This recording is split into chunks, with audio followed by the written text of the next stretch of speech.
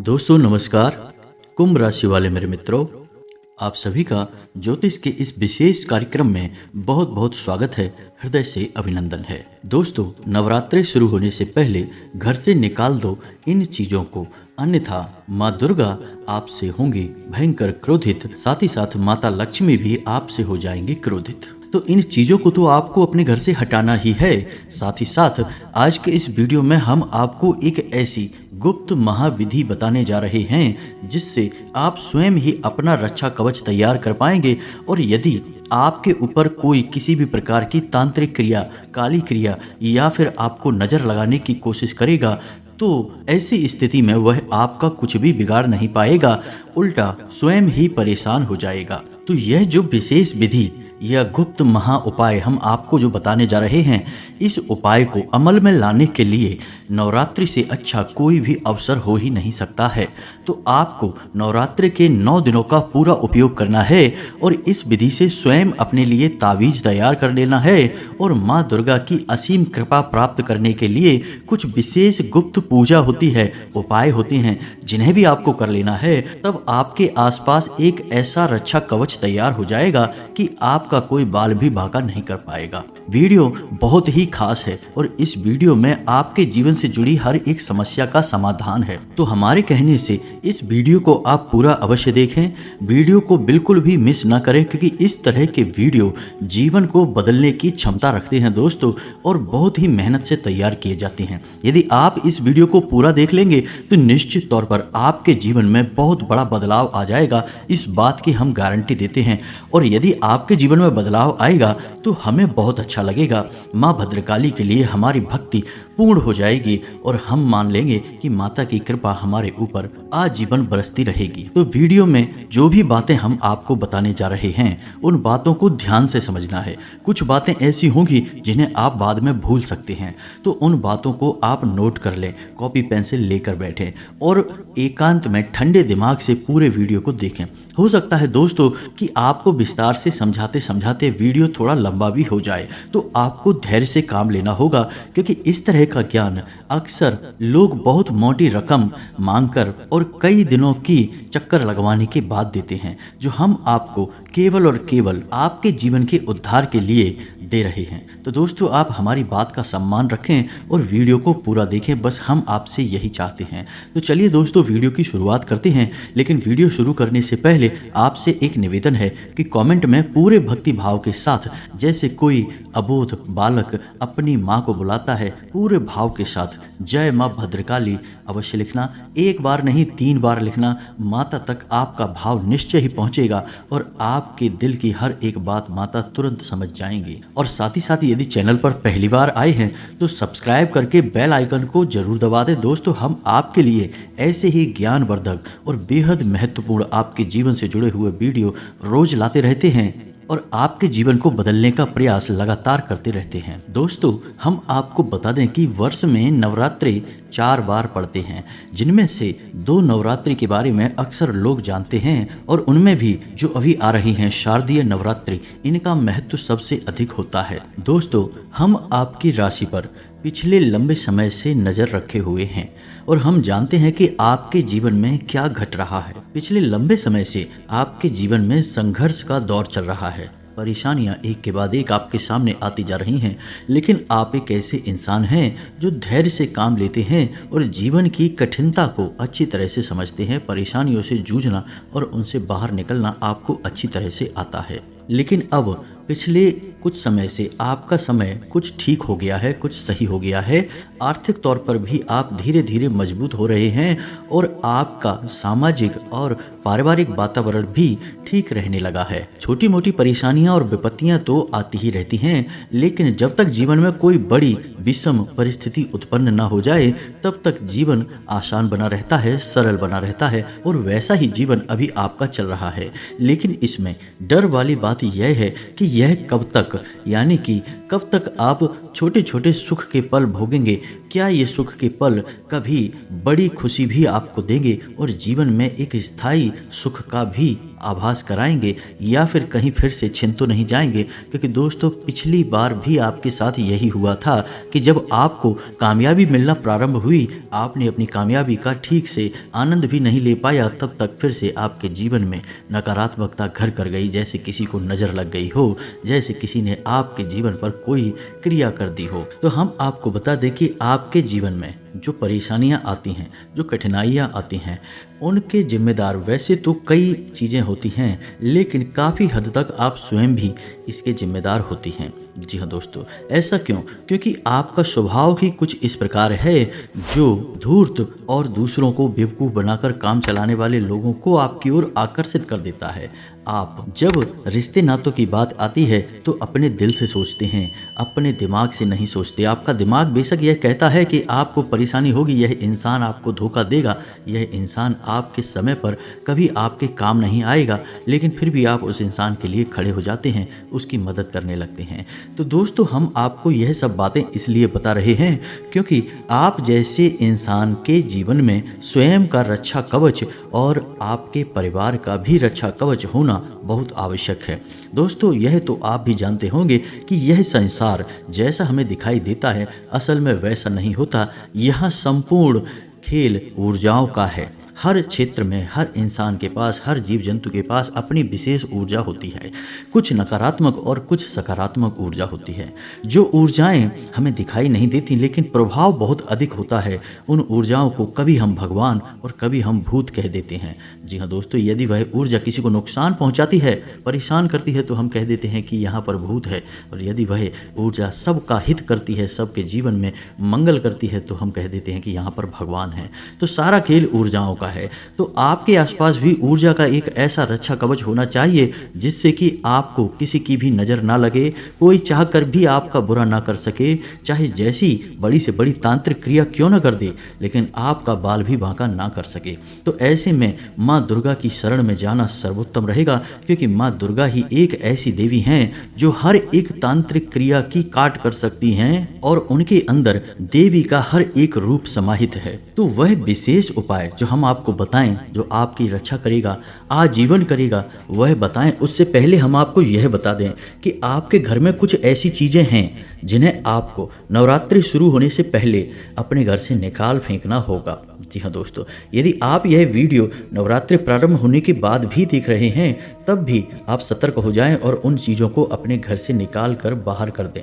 अन्यथा होगा यह कि आपके घर में जो नकारात्मक ऊर्जा उत्पन्न हो रही है, वह नकारात्मक ऊर्जा आपके जीवन में सकारात्मक चीज़ों को आकर्षित होने नहीं देगी, माता दुर्गा की कृपा आपको प्राप्त होने नहीं देगी। और एक बात याद रखना कि यदि दुर्गा माँ आपसे नाराज हो गई या फिर आपके घर में नहीं आई, तो माता लक्ष्मी भी नहीं आएंगी और माँ भद्रकाली भी नहीं आएंगी और माँ बगलामुखी भी आपके घर नहीं आएंगी और माता का कोई भी स्वरूप आपके जीवन में, आपके घर में प्रवेश नहीं करेगा। जी हाँ दोस्तों, क्योंकि दुर्गा माँ के अंदर तो हर एक महाशक्ति समाहित है, माता का हर एक रूप उन्हीं के अंदर समाहित है। तो अब ध्यान से सुनिए कि आपको करना क्या है। सबसे पहले आपके घर में साफ सफाई का माहौल, विशेष तौर से आपके घर के दरवाजे पर आपको अपना घर तो साफ सुथरा रखना ही है। यानी कि जिन कोनों में अब तक सफाई नहीं हुई है, उन कोनों को भी आपको साफ सुथरा कर देना है। मकड़ी के जाले भूल कर भी कहीं लगे ना हो। यदि आपके घर में कोई स्टोरेज रूम है, यानी जहां आप अपने घर का कबाड़ वगैरह जमा करते हैं, तो आप उस रूम की भी सफाई करें। उस कबाड़ को किसी न किसी को बेच बाच दें या फिर कहीं व्यवस्थित रख दें। घर की सफाई बहुत ही अनिवार्य है। घर की सफाई का मतलब होगा घर की शुद्धता, घर की सकारात्मकता को बढ़ा देना। और यदि आप ऐसा कर पाते हैं तो समझो कि माता तुरंत आपके घर में प्रवेश कर जाएंगी और पूरे 9 दिनों तक आपके घर में अलग अलग रूपों में वास करेंगी। तो अब पहला काम तो आपको यही करना है कि आपने सफाई कर ली अपने घर की, और आपको अपने घर के दरवाजे की भी विशेष तौर से साफ सफाई का ख्याल रखना है। सुबह शाम झाड़ू वगैरह लगाना है, जल का सिंचन करना है और घर की दहलीज के बीचों बीच एक चौक बनाना है और गाय के घी का एक दीपक सुबह शाम निश्चित तौर पर आपको जलाना ही है। यह एक दैवीय प्रक्रिया है। इससे ईश्वर की शक्ति आपके घर की ओर आकर्षित होगी और निश्चित तौर पर आपके घर में माता वास करने लगेंगी। अब दूसरा काम आपको यह करना है कि यदि आपके घर में कोई भी इलेक्ट्रॉनिक सामान खराब पड़ा है, जैसे घड़ी है या फिर फ्रिज है या फिर कोई भी सामान यदि खराब पड़ा है, तो या तो आप उसे सही करवा लें या फिर आप उसे अपने घर से हटा दें। जी हाँ दोस्तों, साथ ही साथ यदि कोई पुराना कैलेंडर है, फटा हुआ कैलेंडर है, कोई पुरानी फटी हुई किताब है और पुराने फटे हुए जूते, चप्पल और कपड़े आदि हैं, तो आपको इन चीज़ों को चुन चुन कर ढूंढ ढूंढ कर घर से बाहर निकाल देना है। जी हाँ दोस्तों, याद रखना कि आपको अपने पुराने जूते, चप्पल या पुराने फटे हुए कपड़े किसी को भी प्रयोग करने के लिए देना नहीं है। इन्हें आपको फेंकना है। किसी को यदि आप दे देंगे तो आपको इसका दुष्परिणाम भुगतना पड़ेगा। जी हाँ दोस्तों, हमने अक्सर यह देखा है कि जिन कपड़ों को लोग स्वयं पहनते नहीं हैं, उन्हें किसी को दान दे देते हैं और कहते हैं कि हमने दान कर दिया। यह दोस्तों कोई दान नहीं है, आपने अपनी उतरन किसी को दे दी है जिसे आप स्वयं भी प्रयोग नहीं करते थे। यदि आपको देना ही है, दान स्वरूप स्वयं के कपड़े देने ही हैं, जिससे कि शनिदेव आपको परेशान न करें, अपनी कुदृष्टि आपके ऊपर न डालें, तो आप अपने पहने हुए ऐसे कपड़े या जूते चप्पल दीजिए जिन्हें आप अभी इस्तेमाल करते हैं, प्रयोग में लाते हैं, जो आपके लिए उपयोगी हैं। आपने जिन्हें त्याग दिया है या जो फट गए हैं, उन्हें देने से तो दुष्परिणाम ही प्राप्त होते हैं। तो उम्मीद है आप यह समझ गए होंगे कि क्या किसको देना है, कैसे देना है और क्या किसको नहीं देना है। अब तीसरी चीज कि आपको क्या अपने घर से निकालना है, ध्यान से सुनिए। आपके घर में यदि कोई ऐसी भगवान की फोटो या मूर्ति है जो खंडित हो चुकी है, जी हाँ दोस्तों, कई बार ऐसा होता है कि लोग भगवान की मूर्तियाँ, खास तौर से गणेश जी की मूर्ति, भगवान श्री कृष्ण की, राधा जी की मूर्ति सजावटी सामान के तौर पर ले लेते हैं और उन्हें अपने घर के किसी अलमारी में या कोने में रख देते हैं। कुछ समय बाद वह मूर्ति खंडित हो जाती है, थोड़ी बहुत टूट फूट हो जाती है, लोग उसे भी अपने घर में रखे रहते हैं। दोस्तों, ऐसी मूर्तियां भयंकर नकारात्मकता को आकर्षित करती हैं। फिर आप बोलेंगे कि हमारे जीवन में अचानक से सब कुछ खराब क्यों होने लगा, बुरा क्यों होने लगा, क्योंकि पता नहीं कौन सी नकारात्मक शक्ति आपके घर में आकर्षित हो गई, क्योंकि गलती स्वयं आपने ही तो की है। तो आपको ध्यान देना है कि यदि कोई मूर्ति जो थोड़ी बहुत भी खंडित हो चुकी है, आप उसे ढूंढिए। साथ ही साथ यदि कोई भगवान की फोटो है, फोटो के साथ भी दोस्तों लोग अक्सर यही करते हैं कि दीवारों पर लगाकर छोड़ देते हैं, भूल जाते हैं, फिर वह फोटो थोड़ी बहुत कट फट जाती है और उसे वहीं लगा रहने देते हैं। तो भगवान की कोई भी मूर्ति या फोटो कोई सजावटी सामान नहीं है, आपको यह याद रखना होगा। इन्हें हम अपने घर को सजाने के लिए प्रयोग नहीं कर सकते, यह आस्था का विषय है, विश्वास का विषय है। दूसरा कि आपने यदि कोई फोटो या मूर्ति ले भी ली तो आपको उसका सम्मान तो करना ही होगा, उसकी साफ सफाई का ख्याल रखना होगा, उसका थोड़ा बहुत पूजा पाठ तो करना ही पड़ेगा। और यदि वह खंडित हो जाती है तो उसे विसर्जन भी करना पड़ेगा। यदि आप ऐसा नहीं कर रहे तो दुष्परिणाम तो आपको फिर भुगतने ही पड़ेंगे। इसी के साथ साथ यदि आपके घर की किचन में, यह दोस्तों ध्यान से सुनना है क्योंकि यहाँ पर लोग अक्सर गलती कर जाते हैं कि आपके घर की किचन में कोई अचार वगैरह रखा है जो खराब हो चुका है, या फिर कुछ बर्तन ऐसे हैं जो थोड़े बहुत टूट फूट चुके हैं, लोग उनको लगातार प्रयोग करते रहते हैं। तो यदि ऐसा कोई सामान जो खराब हो गया है, टूट फूट चुका है और आपके घर की किचन में मौजूद है, तो आप उस सामान को भी अपने घर से निकाल कर बाहर कर दीजिए। लोग इस बात को समझते नहीं हैं, टूटे फूटे बर्तनों को ही, जैसे थोड़ा बहुत कुछ, कोई बर्तन थोड़ा बहुत पिचक गया या टूट फूट गया तो उस बर्तन को भी प्रयोग करते रहते हैं, लेकिन इसका बड़ा ही अनिष्टकारी परिणाम होता है दोस्तों, क्योंकि माता लक्ष्मी की बड़ी बहन दरिद्रता इन चीज़ों की ओर आकर्षित होती हैं और जहाँ दरिद्रता का प्रवेश हो गया उस घर में माता लक्ष्मी तुरंत बाहर चली जाती हैं और कभी भी वापस मुड़कर नहीं आती हैं। इस बात का आपको ध्यान रखना होगा। अब आप चाहे माने या ना माने, लेकिन चीज़ों का प्रभाव आपके ऊपर लगातार बना रहता है और यदि आप अनजान बनने की कोशिश करते हैं और कहते हैं कि हम इन सब बातों को नहीं मानते हैं, तो फिर लगातार पीड़ाएं मिलती तो रहती हैं लेकिन उनके समाधान आपको नहीं मिलते हैं। फिर आप कहते हैं कि जीवन तो नर्क के समान हो गया है। तो दोस्तों इससे बेहतर यह है कि आप आध्यात्मिकता को माने, देवी देवताओं की शक्तियों को माने, धर्म को माने और छोटे छोटे उपाय करते रहें। और हम गारंटी देते हैं कि हजारों लोगों का जीवन इन छोटे छोटे उपायों को करने से बदला है, तो आपका क्यों नहीं बदलेगा? निश्चित तौर पर बदलेगा दोस्तों। तो आप पूरे विश्वास के साथ इन कार्यों को करिए और बदलाव को महसूस करिए। अब किचन का हमने इसलिए कहा क्योंकि हमारे घर का जो रसोई घर होता है उसे हमारे घर की ऊर्जा का केंद्र कहा जाता है। वहीं से घर की ऊर्जा उत्पन्न होती है। अब वह सकारात्मक होगी या नकारात्मक होगी यह निर्भर करता है कि आपके घर की रसोई की व्यवस्था कैसी है। यह एक बड़ा विषय है, हम इस विषय पर कभी बाद में बात करेंगे। लेकिन मूल रूप से आप यह समझिए कि हमारे घर की रसोई घर में माता अन्नपूर्णा का वास माना जाता है, धन्वंतरी देवता का वास माना जाता है। और धन्वंतरी जो हैं वो स्वास्थ्य के देवता हैं, धन के देवता हैं। माता अन्नपूर्णा हमारे अन्न की यानी कि हमारे घर की ऊर्जा की देवी हैं। तो ऐसे में आपने अक्सर यह सुना होगा कि खुले बाल रखकर महिलाओं को घर की रसोई में नहीं जाना चाहिए, बिना नहाए धोए घर की रसोई में नहीं जाना चाहिए, क्योंकि वह बहुत ही पवित्र स्थान है और उस स्थान की पवित्रता कभी भंग होनी नहीं चाहिए। अब यदि आपके घर में कोई ऐसा स्थान है जहां लगातार अंधेरा रहता है, जो दोस्तों हर घर में कहीं ना कहीं ऐसा एक कोना अवश्य होता है जहां लगातार अंधेरा रहता है, लोग वहां पर बल्ब वगैरह लगाते नहीं हैं और यदि लगा दिया और वह खराब हो गया तो फिर उसे बदलते नहीं हैं। तो यदि आपके घर में भी ऐसा कोई कोना है तो आप उस कोने को भी जागृत करिए, वहां प्रकाश की व्यवस्था अच्छी तरह से कीजिए, वहाँ कोई बल्ब लगा दीजिए, क्योंकि घर में नकारात्मक ऊर्जा किस रास्ते से प्रवेश करेगी यह कोई नहीं जानता है, लेकिन कितना नुकसान करेगी, जीवन में कितने कष्ट भर देगी, इसकी अनुभूति तो आपको भी बहुत अच्छी तरह से है और भी बहुत लोगों को अच्छी तरह से है। अब कुछ छोटी छोटी बातें हैं जिनको भी आपको ध्यान देना है। किसी भी महिला का भूल कर भी अपमान नहीं करना है पूरे 9 दिनों तक। कारण इसका यह है कि महिलाओं को मातृशक्ति का प्रतीक माना गया है, इसलिए मातृशक्ति का अपमान यानी कि माता का अपमान हुआ।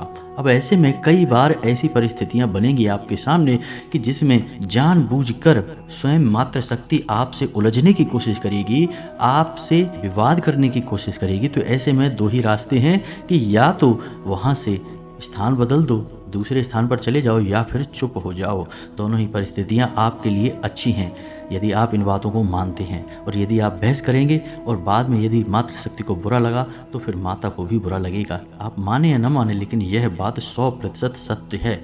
हमारे हिंदू धर्म में कहा जाता है यत्र नार्यस्तु पूज्यन्ते रमन्ते तत्र देवता, यानी कि मातृशक्ति का जहाँ सम्मान है वहाँ देवताओं का तो वास हो ही जाता है। जी हाँ दोस्तों, अब 2 कार्य जो आप और कर सकते हैं, इससे देवी की विशेष कृपा आपको प्राप्त होगी। पहला यह कि यदि संभव हो सके तो 9 दिनों तक अपने पूजा घर में दुर्गे माँ के नाम से एक अखंड ज्योति अवश्य जलाएं। थोड़ा कठिन अवश्य है लेकिन नामुमकिन नहीं है दोस्तों, इसका बहुत विशेष फल आपको प्राप्त होगा। दूसरा यह है कि जो खाना आपके घर में बनता है उसमें लहसुन और प्याज का प्रयोग पूर्ण रूप से वर्जित कर दें। 9 दिनों तक लहसुन प्याज का प्रयोग बिल्कुल भी ना करें और खाना जितना हो सके उतना सादा और कम मसालेदार बनाने की कोशिश करें। जी हाँ दोस्तों, इससे घर में तामसिक प्रवृत्ति नहीं बढ़ती है और सात्विकता का प्रवेश होता है। आप यह मानकर चलिए कि कोई मेहमान, विशेष मेहमान आपके घर में आया है तो आपको अपने मेहमान के स्वभाव के अनुसार ही अपने घर की रसोई तैयार करनी है, घर का वातावरण रखना है। साथ ही साथ जब महिलाएं भोजन तैयार कर चुके तो सुबह और शाम दोनों वक्त जब भी भोजन तैयार होता है तो पहली थाली माता के नाम से लगानी चाहिए और पूजा घर में रखनी चाहिए। माता को यह भोजन अर्पित करना चाहिए। जी हाँ दोस्तों, इससे माता बहुत प्रसन्न होती हैं। अब कोई फर्क नहीं पड़ता कि आपके घर में कैसा भोजन बनता है, भोजन सात्विक होना चाहिए और हल्का होना चाहिए। अब रोटी सब्जी या फिर सलाद या अचार कुछ भी हो सकता है, आप सब कुछ माता को समर्पित कर सकती हैं। याद रखें कि थाली में थोड़ा मीठा रखना बिल्कुल भी ना भूलें, क्योंकि मीठा माता लक्ष्मी को बहुत अधिक प्रिय है। आप समझिए कि यह भाव की बात है। आप बिल्कुल माता का वैसे ही स्वागत करिए जैसे आपके घर में कोई मेहमान आ जाता है। तो वैसे ही माता भी तो आई हैं आपके घर में 9 दिनों के लिए, तो आप उनका स्वागत करिए बिल्कुल वैसे ही सच्चे दिल से, भाव के साथ, क्योंकि वो तो जगत माता हैं, सबकी माता हैं, तो उनका स्वागत तो आपको करना ही चाहिए। तो आप यह कार्य करिए, आप देखेंगे कि अद्भुत परिणाम होंगे, अद्भुत परिणाम होंगे, हम गारंटी देते हैं दोस्तों। अब बात करते हैं उस महा उपाय की जो आपको 9 दिनों तक लगातार करना है, और 9वें दिन आपको उस उपाय का समापन करने के बाद हर एक तांत्रिक क्रिया से, नकारात्मक शक्ति से छुटकारा प्राप्त हो जाएगा। तो वैसे तो माँ दुर्गा की पूजा पाठ के विधि विधान कई प्रकार से किए जाते हैं, अलग अलग प्रकार से मनोकामनाओं के हिसाब से इनकी पूजा पाठ की जाती है, लेकिन हम आपको बहुत ही साधारण प्रक्रिया बताने जा रहे हैं, लेकिन यह अत्यंत प्रभावशाली प्रक्रिया भी है। दोस्तों याद रखना कि इस प्रक्रिया के लिए आपको एक तावीज की, लाल रंग के धागे की और एक कागज जिस पर आप इस मंत्र को लिखेंगे, तो इन चीज़ों की आवश्यकता रहेगी ही। और यदि आपके पूजा घर में दुर्गी माँ की कोई फोटो या मूर्ति है तो अच्छी बात है, और यदि नहीं है तो आप बाजार से जाकर खरीद लाएं। याद रखें कि यदि आप कोई मूर्ति खरीद रहे हैं तो वह मूर्ति खोखली नहीं होनी चाहिए। यदि आपने पत्थर की मूर्ति खरीदी है या धातु की मूर्ति खरीदी है और यदि वह खोखली है तो उस मूर्ति में आप मिट्टी भी भर सकते हैं, उसे ठोस बना सकते हैं। दूसरा यह है कि कोई अन्य प्रकार की मूर्ति ना खरीदें, जैसे कि प्लास्टिक की मूर्ति ना खरीदें या फिर किसी अन्य मटेरियल से बनी हुई मूर्ति ना खरीदें। धातु की या फिर पत्थर की या फिर मिट्टी की मूर्ति का ही प्रयोग करें। अब इस पूजा विधि में आपको नवरात्रि के अंत में यानी 9 दिनों के बाद ताबीज भरने का अवसर प्राप्त होगा। तो वह ताबीज जो आपने लिया है इस पूजा में, उसी ताबीज का आप प्रयोग करेंगे। अब माता की फोटो के पास या मूर्ति के पास आप उस ताबीज को और उस धागे को, जिसमें आप उस ताबीज को बांधेंगे, उस धागे को, साथ ही साथ इस मंत्र को कागज पर 9 बार लिखेंगे। मंत्र कुछ इस प्रकार है, आपके मोबाइल की स्क्रीन पर भी दिखाई देगा। इसे नवाड़ मंत्र कहा जाता है और इस मंत्र में माता की संपूर्ण शक्तियां समाहित हैं, हर एक रूप की शक्ति समाहित है। तो ध्यान से सुने, मंत्र कुछ इस प्रकार है, ओम ऐं ह्लीं क्लीं चामुंडाय विच्चे। जी हाँ दोस्तों, फिर से सुने, ओम ऐं ह्लीं क्लीं चामुंडाय विच्चे। इस मंत्र को आपको उस कागज पर 9 बार लिखना है। याद रखें कि लिखते समय जो स्याही का उपयोग आप करेंगे वह लाल रंग की स्याही होनी चाहिए। अब रात्रि के समय यह पूजा आपको करनी है। माँ दुर्गा की फोटो या मूर्ति अपनी पूजा घर में ही स्थापित रहने दें। माता को लाल रंग का प्रसाद, लाल रंग के पुष्प और लाल रंग के वस्त्र ही अर्पित करें। स्वयं भी लाल रंग के आसन पर ही बैठें और लाल रंग के वस्त्र ही स्वयं भी धारण करें। अब सबसे पहले दिन जब आप इस पूजा को प्रारंभ करें तो आप गाय के घी का दीपक जलाएं और पुष्प, धूप, दीप, नैवेद्य आदि माता को अर्पित करें और इसके साथ साथ माता का सच्चे हृदय से आवाहन करें। साथ ही साथ माता से अपने रक्षा कवच के विषय में भी बताएं। जी हाँ दोस्तों, अपने मन में बताएं, बोलकर बेशक ना बताएं, मन में बताएं कि आपकी मनोकामना क्या है, आप किस मनोकामना के साथ पूजा कर रहे हैं, कि आपको माता से संपूर्ण जीवन भर के लिए रक्षा चाहिए और उसी के रक्षा कवच के लिए आप यह पूजा पाठ कर रहे हैं। अब आपको माता का आवाहन करने के बाद 9 बार दुर्गा चालीसा का पाठ करना है। 9 बार दुर्गा चालीसा का पाठ करने के बाद आपको दुर्गा जी की आरती के बाद पूजा का समापन करना है। याद रखें कि जब आप इस पूजा को प्रारंभ करेंगे तो हाथ में जल लेकर संकल्प अवश्य करें, क्योंकि संकल्प से ही पूजा फलित होती है। अब 9 दिनों तक लगातार यह प्रक्रिया आप दोहराते रहेंगे, यानी कि माता को फल फूल आदि अर्पित करेंगे, सच्चे मन से पूजा करेंगे, माता का आवाहन करेंगे, 9 बार दुर्गा चालीसा का पाठ करेंगे। लेकिन संकल्प आप पहले दिन ही करेंगे, हर रोज आपको संकल्प करने की आवश्यकता नहीं है। जब आप संकल्प करेंगे तो संकल्प में हाथ में जल लेकर आप अपना नाम बोलेंगे, अपने कुल और गोत्र का नाम बोलेंगे और उसके बाद अपनी मनोकामना बोलेंगे और उसके बाद उस जल को माता के सामने जमीन पर अर्पित कर देंगे। इस तरह आपका संकल्प हो जाएगा। अब यह संकल्प आपको केवल एक दिन करना है, पहले दिन करना है, हर रोज नहीं करना है। आपको संकल्प में यह भी बताना है कि आप 9 दिनों तक लगातार इस पूजा को अखंड रूप में पूर्ण करेंगे और इस पूजा को करने का आपका मकसद क्या है। इन सब बातों के बाद आपको लगातार 9 दिनों तक इस पूजा के विधान को पूर्ण करते रहना है। स्वच्छता का विशेष ख्याल रखना है, सात्विकता को जीवन में अपनाना है, गलत आदतों से पूर्ण रूप से दूर रहना है। किसी भी प्रकार का नशा, व्यसन, मांस मछली आदि का सेवन भूल कर भी नहीं करना है। जितना हो सके उतना सात्विकता का साथ देना है, सत्य का साथ देना है। झूठ बोलकर अपना काम चलाने की कोशिश बिल्कुल भी नहीं करना है।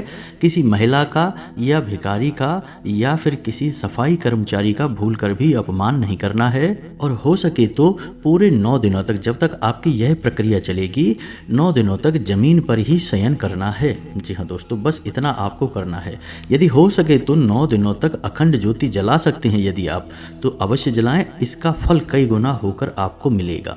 तो इतना करने के बाद जब 9वें दिन आपकी पूजा समाप्त हो जाए तो जो कागज में आपने इस मंत्र को लिख कर रखा है, उस कागज को छोटा सा फोल्ड बनाकर यानी मोड़कर उस ताबीज में भर लेना है और उस पवित्र ताबीज को उस धागे से अपने शरीर पर बांध लेना है। चाहे बाजू पर बांध लें, चाहे गले में पहन लें। और जब आप इस ताबीज को अपने शरीर पर धारण कर रहे होंगे तब आपको अपने मन में इस बात का पूर्ण विश्वास होना चाहिए कि आप कोई साधारण वस्तु अपने पास नहीं रख रहे हैं। यह माता का शुद्ध स्वरूप है।